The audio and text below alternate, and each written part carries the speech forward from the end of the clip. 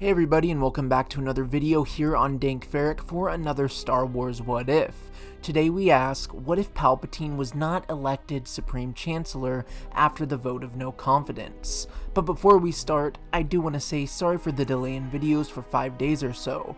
I was working to let all of the videos that were back to back from the last 30 days catch up to one another. But now, with things back on track, let's get into this Star Wars What If and ask the question, what if Palpatine didn't win the election to become Supreme Chancellor?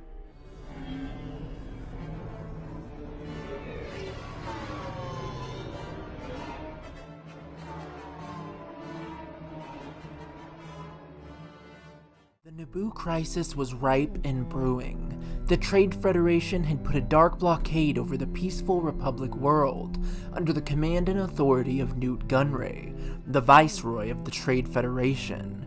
What turned into a blockade soon turned into a full-scale invasion, rooting out Naboo monarchy and civilians from their lives, homes, and palaces in a quick fashion. This all, of course, was controlled and masterminded by the Dark Lord of the Sith, Darth Sidious, otherwise known then as Senator Palpatine of Naboo. He needed such a crisis to take place, so the Supreme Chancellor of the Republic, Finis Valorum, could be pushed to act, which was something Palpatine knew Finis wouldn't, thus making room for Palpatine to put forward a motion of no confidence in Valorum to the Galactic Senate. I will not defer. I've come before you to resolve this attack on our sovereignty now. I was not elected to watch my people suffer and die while you discuss this invasion in a committee. If this body is not capable of action, I suggest new leadership is needed. I move for a vote of no confidence in Chancellor Valorum's leadership. But now we are going to take this step up to that point and make it our own. In our own story, Senator Sheev Palpatine did the same, mostly anyways. However, he would not be elected as the new Supreme Chancellor of the Republic. Instead, that presidential-like position would go to another and Palpatine would stay as the Senator of Naboo. But what difference would that make? Would his plan still unfold? Would the Clone Wars go on? Would Anakin Skywalker end up his faithful apprentice? Let's discuss that now. This turn of events is unfortunate. We must accelerate our plans. Begin landing our troops. My lord, is that legal? I will make it legal. The plans unfolded just as intended, that is until the election of the vote of no confidence in Valorum. The political mastermind Palpatine had come to meet his first roadblock. The senator from Malastare was named Chancellor instead of Palpatine. This put a dent in Palpatine's map for the revenge of the Sith, but it will not stop them in full. Regardless of this outcome, the dark side still grows and it begins to cloud everything past the dogmatic view of the Jedi. With it, Palpatine would work as Sidious to now certainly ensure the rise of the Confederacy of Independent Systems, all while working as Palpatine to seem like a Republic senator.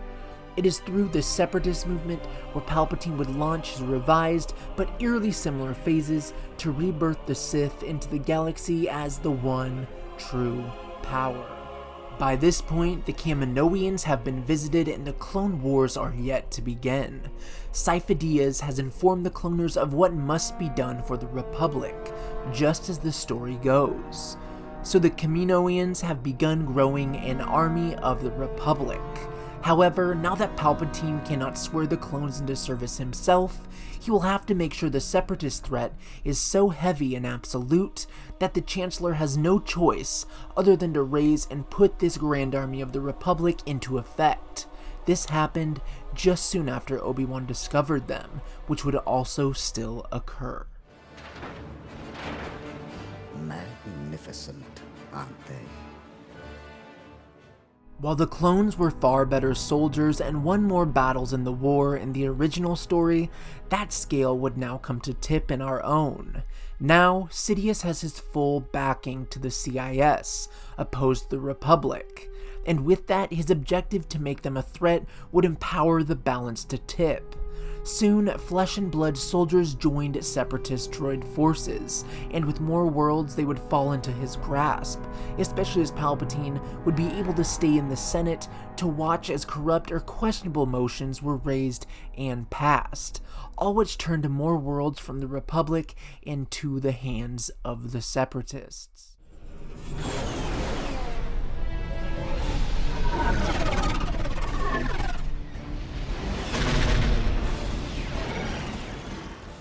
As for the war itself, it would be longer and far bloodier.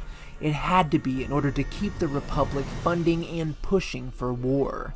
However, Palpatine would still have his hidden card up his sleeve.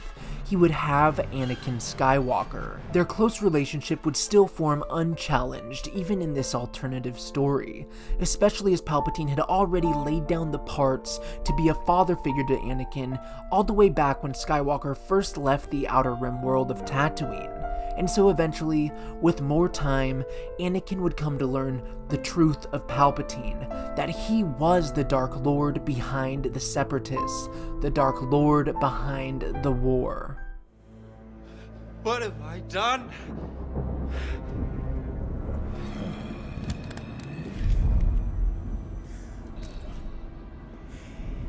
You're fulfilling your destiny, Anakin. Become my apprentice.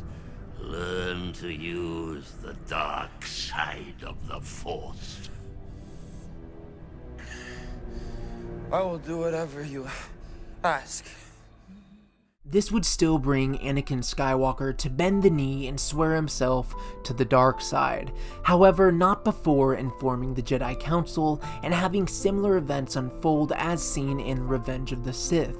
But this time they would occur in Senator Palpatine's office, who by this time had secured his way to a high position under the Supreme Chancellor, perhaps the head of a committee handling the war and the clone army, or perhaps even a position Palpatine convinced the standing Chancellor to create, perhaps something akin to a vice president of sorts, in case something tragic ever occurred to the Chancellor, a designated temporary successor until a new Chancellor could be elected by the Senate. The Republic will be reorganized into the first galactic empire for a safe and secure society. And now we have to look at what would come at the tail end of the Clone Wars, after the fight against these enhanced separatist forces and the clone army, especially now that Palpatine has so many pieces in place, even Anakin. Now, in this moment, Palpatine would make sure the use of the designated successor role. He would use Anakin, now Darth Vader, to assassinate the Chancellor from Malastare, thus raising Palpatine to acting Chancellor as the designated successor. From here, he could expose the Jedi to the Senate as traitors and as a rebellion, using the manipulated footage of a hooded Anakin killing the Chancellor as evidence. From there, acting Chancellor Palpatine would use fear from the assassination and the trust he's earned from a lifetime in politics to reorganize the Republic into a galactic empire. This was all while Anakin would lead the assault on the Jedi Temple using the clones and Order 66 as it was called. At the end of it all, this worked in his favor. Palpatine, as he's known to say, had things move according to his design. Yes, he may have seen a hitch as he wasn't elected after Valorum, but he still makes way to shape the first galactic empire, a way to bring the Chosen One to the dark side, a way to manipulate the odds and win, even when his plans became unraveled before the Clone Wars. With that, the age of the Empire would come upon the unsuspecting galaxy. That would not change. Yes, the Clone War itself would have unfolded differently. It would have been longer, but the end result would be the same. Democracy perished for tyranny. The light would be covered by the dark. The only thing still standing by the Battle of Yavin would be that Palpatine never stopped holding all of the cards. Almost all of them anyways. That sums up this Star Wars What If here on Dank Ferric. If you enjoyed it, please drop a like, and if you're new, subscribe for regular Star Wars content, including more what ifs right here on the channel. If you guys ever have a what if you're curious about, feel free to suggest it in the comments below. I'd love to tackle what you're interested in, but until next time, my friends, stay safe and may the Force be with you, always.